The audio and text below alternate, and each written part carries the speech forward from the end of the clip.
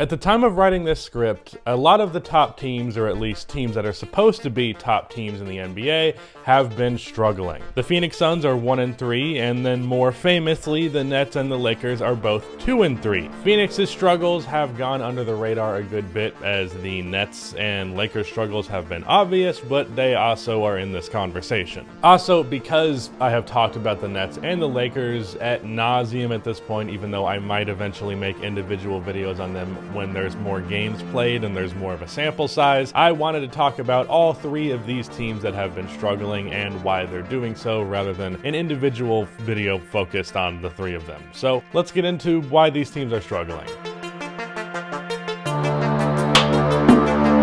Before I continue on with this video, about half of the people that watch these videos are not subscribed, so if you fall into the 50%, then please subscribe. Also drop a like on this video. It only takes 1 second and makes a massive difference. I'm trying to hit 200K subscribers on this channel, and last two times now, I've said, like, seriously, please do subscribe. I would like to achieve that goal, and it's coming down to the wire. So if you're watching, you enjoyed this video, please subscribe. With that said, let's talk about the Lakers. To many people, the Lakers are fundamentally broken from the get-go, and their struggles early on in the season are just indicating that to be the case. However, as I have said ad nauseum, I don't believe this to be the case. I expected the Lakers to struggle. Now, the struggles have been so bad that it has made me a little bit more hesitant in the confidence in my take that they would struggle and then be good, but nevertheless, I'm not really surprised by this, but I've had a moment of doubt or two because there's been some real ugly shit in these first 5 games. The 2-3 record honestly is not a good reflection of how bad the Lakers have actually been. Yesterday they blew a 30-point lead to the Thunder. Let me repeat, a 30-point lead blown to the Thunder, and they've had a handful of moments of just horrendous basketball through their wins and losses. And if not for playing a bad Spurs team and Carmelo Anthony randomly having 28 points off of the bench versus the Grizzlies, this team could very easily see themselves without a win yet. And as for their biggest problem, it is Russell Westbrook. I don't think even the most staunch Russ supporter would claim that he has been playing good so far this season. Now, they might deflect the blame towards other sources, and there is a degree of validity in doing so, but nevertheless, Russell Westbrook has been really, really bad, and that has been to a detriment to the Lakers to a severe degree. He's averaging a near triple-double, but also his least amount of points since 2010, and averaging 6 turnovers while playing outright awful defense. And here's the thing with Russell Westbrook on both ends of the spectrum, and this is really what leads to him being so polarizing and people thinking he's either great or terrible all the time. Russ is capable of being the best player on the floor and the worst player on the floor, not even dependent on game, really dependent on the moment. He can have a quarter of great basketball and then a quarter of terrible basketball, or he can have a play that makes you drop your jaw and then another play that makes you shake your head in succession of each other. There are two sides of the Russell Westbrook coin, and while it usually lands on the positive, it hits on the negative quite a lot more than you would really like. And thus far with the Lakers, it has been landing on the negative almost every single time. The Spurs game is the only one where it didn't, and even then, there were a couple of flaws in that game. But that said, some of the issues with Russell Westbrook are not a fault of his own. Part of it has been that the lineups have been terrible. The Lakers, and in particular Frank Vogel, have not made Russell Westbrook's life easy. They've given him a difficult situation to navigate, and 5 games into the year, it's semi-understandable that he would not navigate that particularly well. The spacing is awful. DeAndre Jordan shouldn't be playing at all, let alone starting at center. And having these lineups out there is making it more difficult for Russell Westbrook to make passes. Is he throwing passes into traffic that he shouldn't? Yeah. Is he also having to encounter way more traffic than he really should?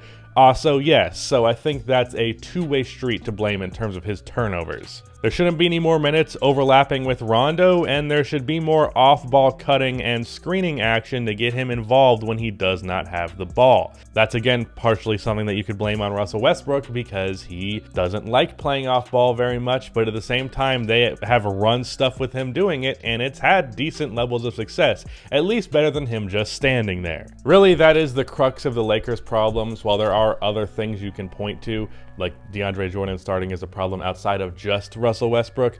Regardless, once Russell Westbrook figures it out in LA, which again, I think he will, it should be fine. And that's really the biggest problem right now. Moving on to the Nets, in a similar vein, you could very well blame most of this team's problems on one sole source, that being James Harden. However, I think with Harden and the Nets, it's a little bit less surface level. The Harden struggling problem is really just indicative of an underlying problem with this team, and it just sticks out more now than it would normally. The Nets rely way too much on isolation scoring. Now, when you have three of the greatest isolation players in the history of the game, that statement is backed up by both eye test and the numbers, that's fine. That's plenty of offense. Three of the greatest ISO players ever is more than enough that you don't need a fucking system whatsoever. Who cares? But take one of those players off of the board and it's now just two, and we're having a different conversation. That is when the simplicity starts to show cracks and makes their offense just not as good as it should be for the talent that they have. Those two can do the ISO stuff and do it successfully, more so than just about any other pairing in the history of basketball.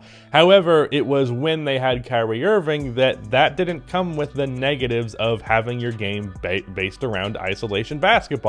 But now that he is gone, that means there are players that are not Harden or Kevin Durant that have to fill those gaps, and relying on Joe Harris or Patty Mills or LaMarcus Aldridge to have like 20 points on any given night is not a particularly great thing, because the scheme kind of relies on them to do that, because especially if James Harden's not doing anything, where else are you getting that offense? So if Harden is going to struggle, the Nets just aren't going to be good, because with Kyrie, if Harden was struggling, there would be enough things there to pick up the pieces, but there's not. But at the same time, even though Harden's struggle is the main thing to blame, you also shouldn't have a system based entirely around him and Kevin Durant having a great night every night, because they kind of need that, or they're going to need one of their role players to step up significantly, and I think that's just a system expecting failure, especially being how fucking talented this team is, even without Kyrie. Finally, let's talk about the Phoenix Suns. Now, full disclosure, while this team has played 4 games, I have only watched 2 of them, whereas I've watched pretty much all the Nets and Lakers games.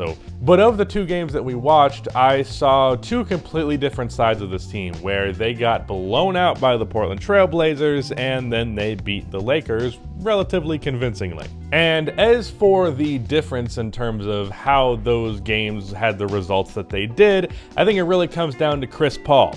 In the Portland Trail Blazers game, Chris Paul shot the ball 5 times. I understand Chris is a great playmaker and a really good defender, and a lot of his stuff is intangible, but at the end of the day, scoring is important, and it's a huge part of Chris Paul's game. And for him to be now through 4 games averaging less than 10 shot attempts per game, that is rather concerning. In contrast, with the Lakers game, Chris Paul had 25 points and 14 assists, and he got those 25 points by getting to the free throw line 10 times. And that's not normal for Chris Paul. That's a high volume of free throws, but he had the aggression, kept pressure on the defense, and thus he had a great game and the Suns had a great game. Another thing that has stood out is that the Suns continue to not really look for DeAndre Ayton to the extent that they should. They just use him in the dunker spot, getting offensive rebounds and occasionally a pick and roll. But especially with the development that he's getting and the fact that you're gonna have to give him a max contract, don't you want to maybe have him do more stuff offensively, as I have insinuated he should be allowed to do a dozen times now? It's just frustrating. But really, last and most certainly not least, in fact, this is probably the biggest crux of their struggles thus far, and I'm not going to read into it too much because it's just 4 games, but their defense has been really fucking bad. They are currently 27th in defense, which is extremely uncharacteristic for a team that was 9th in defense last year. Whether it's from Ayton being less engaged because he didn't get the contract he wanted, or Crowder or Bridges just slipping on that end, or whatever, I don't really know. There were no obvious problems with the 2 games that I watched them play, but it's something that needs to be fixed. Chris Paul needs to be more aggressive, and the Suns need to give DeAndre Ayton more opportunity, because not only is that going to help them win now, but that's what's going to lead them further into the chance of winning a championship down the line. Overall, I think all 3 of these teams are going to be fine, but it's interesting right now just because the league seems completely upside down, whereas these teams are struggling, and then teams like the Hornets and the Timberwolves and the Cavs are like some of the best teams in their conferences. Not any shade on those guys, but we expect these teams to be better than them. It's just certainly interesting, and I expect it to change, but I thought it was worthy of note as these teams have early season struggles. Anyways, that is it. Shout out to Rudy for editing this video, but at the end of this video, please be sure to like and subscribe for more NBA content like this, and keep watching music.